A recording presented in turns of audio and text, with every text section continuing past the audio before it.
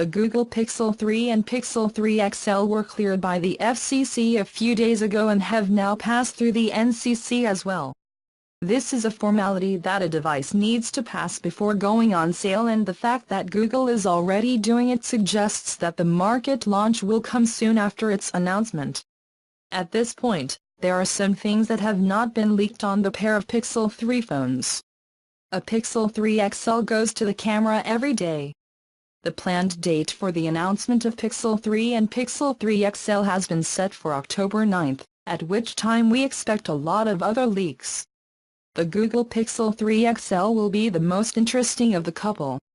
It is expected to contain a massive 6.71-inch AMOLED screen with a resolution of 1440x2960px, a notch with an 8MP selfie camera and a dedicated face scanner, a Snapdragon 845 chipset with 4 GB of RAM and a 3430 mAh battery. On the other hand, the Pixel 3 can have a much smaller 5.4-inch AMOLED screen without a notch and a smaller 3000 mAh battery.